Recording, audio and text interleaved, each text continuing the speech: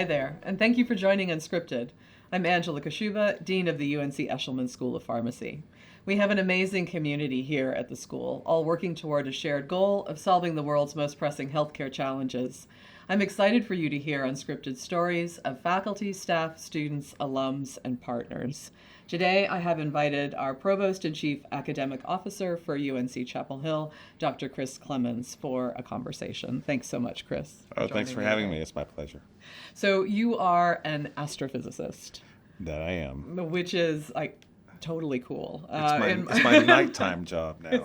Yeah. So can you talk about your career path to this place? Sure. Yeah. I went to all public universities and schools my whole life up until I had a postdoctoral position at Caltech. And so I spent a couple years there as a postdoc and could have stayed. It's a very, very good place in astrophysics. But my wife's from Texas. I'm from the southeast, Mississippi particularly. Yes. And we saw a job in Chapel Hill. This is in 1998. And I said, that's where we're going. So I applied for the job and got it. And I came here now 26 years ago. Yeah, wow. So what excited you about astrophysics, and how did you go down that path? Oh, no, that's a great question. In 1969, when Neil Armstrong was walking on the moon, I was 5 years old. And very inspired by that, and thought, that's what I want to do. I'm going to go into space like Neil and Buzz. Okay.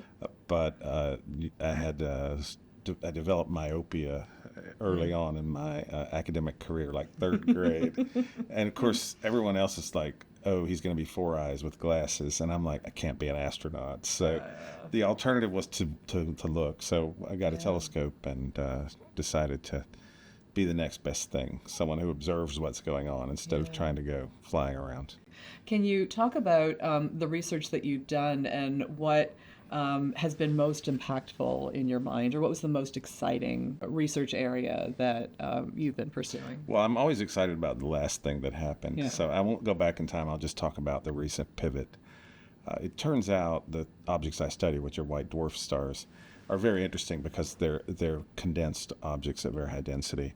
You can't reproduce the material in them in a lab. You can't make pressures high enough. So I thought the interesting play there was to do astrophysics and study the physics of materials at very high density, which you can only access through studying these stars, and they fortunately have star quakes. And so you can do seismology and get internal structure. Oh, wow. And so it's quite a lot of physics that you can do with stars. But it also happens that planets that used to circle these stars when they were like the sun have left debris in orbit. And this debris is sometimes scattered by interactions, and it falls down and gets tidally disrupted into dust, and this settles on the star. Well, we knew for a long time some of them are contaminated with these metallic absorption from atomic metals. Now we understand that to be the dust from exometeorites and asteroids. So in the last 5 years, I've started looking at the composition of exorocks. Basically, it's geology, but it's geology of other planetary systems. So a couple things that are interesting. Old systems have planets too. So even 10 billion years ago, there were planets formed around stars.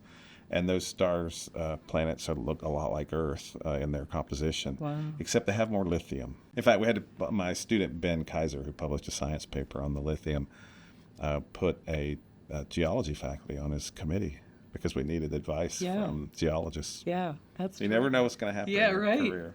Yeah, I love science for that reason. Yeah.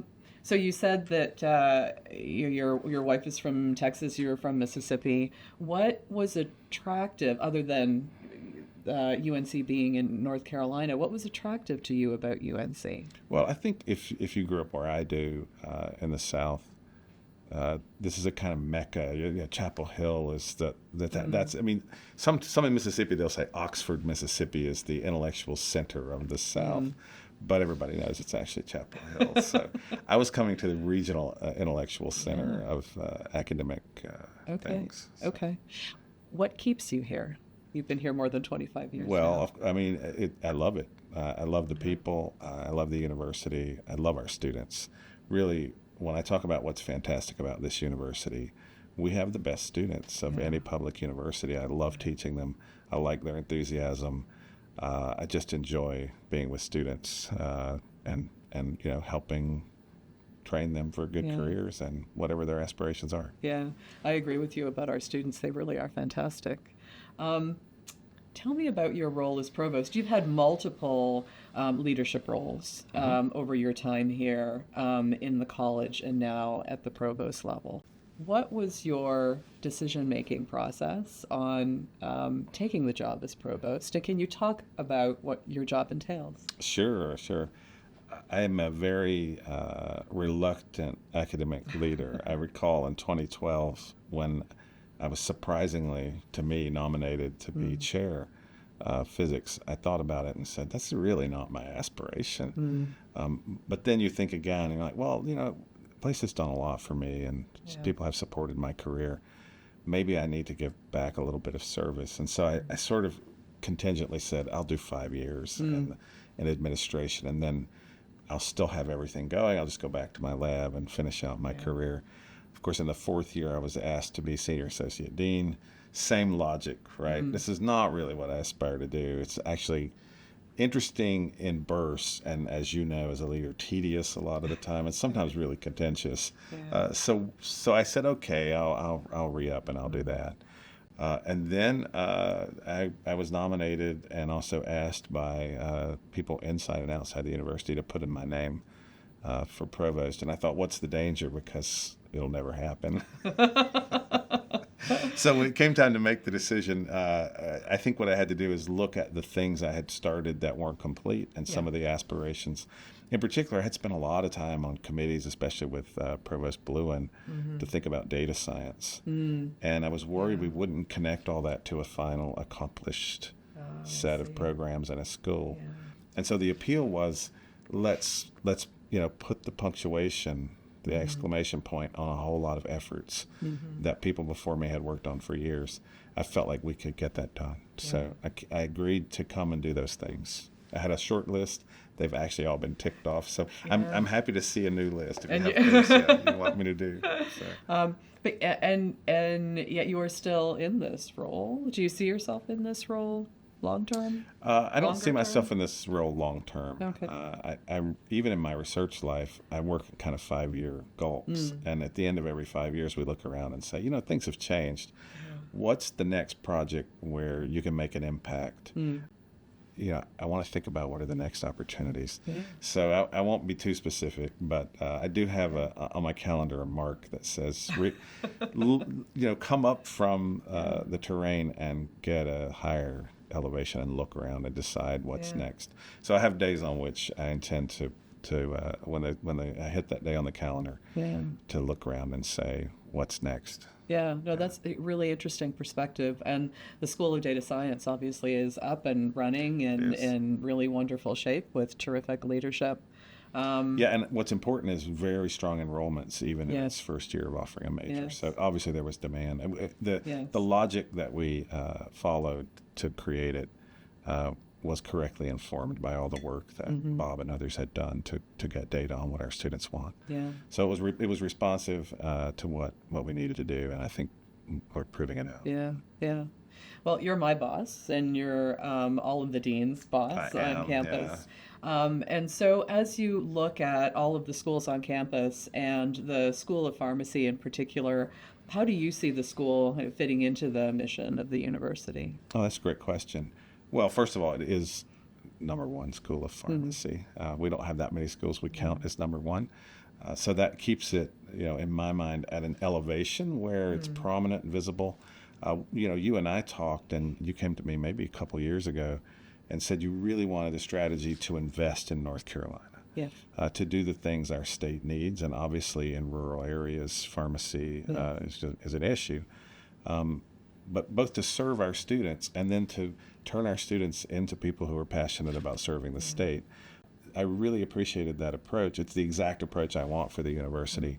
And so I think pharmacy has shown under you leadership in how to be something that's of service to the state. Of course, that's completely different from the entire research mission. And you have a huge number of things going on there, and they're very prominent. You're teaching me all the time about pharmacoengineering as we talk about engineering and how important that will be.